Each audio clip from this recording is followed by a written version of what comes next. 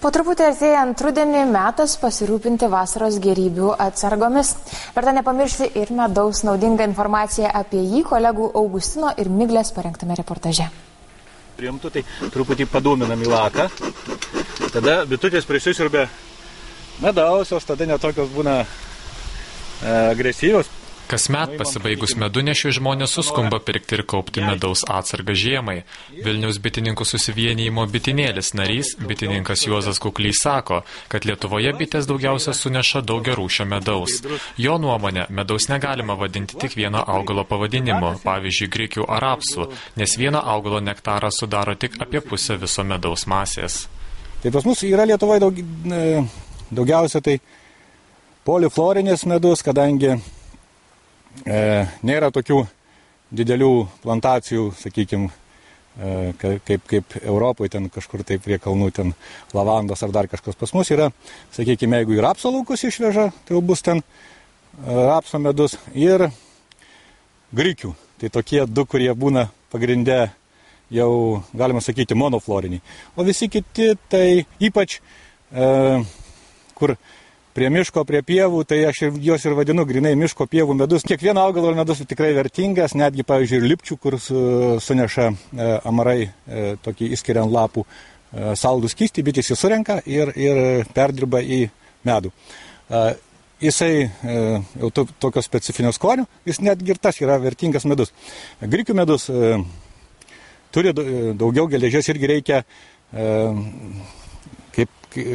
žmogaus, kuris tai mėgtų, kuris tą skonį mylėtų ir yra tokių, kurie tik tai grikių medų ir valgo.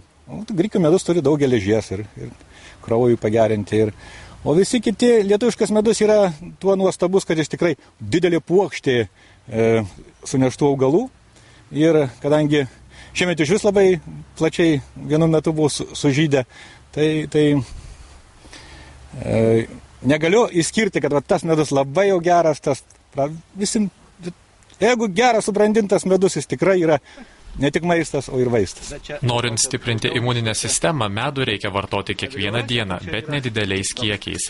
Bitininkas nepataria dėti medaus tiesiai į kavą ar arbatą, nes dėl aukštos temperatūros pasikeičia jo savybės. Be to nėra tiksliai nustatyta, kiek medaus galima suvartoti. Kaip tik šaldytuve geriausiai laikosi medus iš tikrųjų. Nes peršaldytas medus praranda diastazės, jisai pats nepakeičia skonio, nieko, bet negalime medaus peršaldyti. Vėlgi, ne per geriausia, kada jis aukštoj temperatūrai. O ten nuo 0, sakykime, ten iki kokių 15 laipsnius geriausiai laikosi. Vadinasi, jeigu šaldytuve ten 5 ar 7 laipsniais, idealiausiai laikysi ten daug metų. Susikristalizavęs medus bitininko nuomonė yra geriausias. Jeigu ant dangtelio yra fruktozės ir sacharozės, vadinasi, medus yra šviežiai išpilstytas ir nešildytas. Perkant medų dera atkreipti dėmesį į jo kvapą ir spalvą. Jei medus geras, neįmanoma jo suvalgyti daug.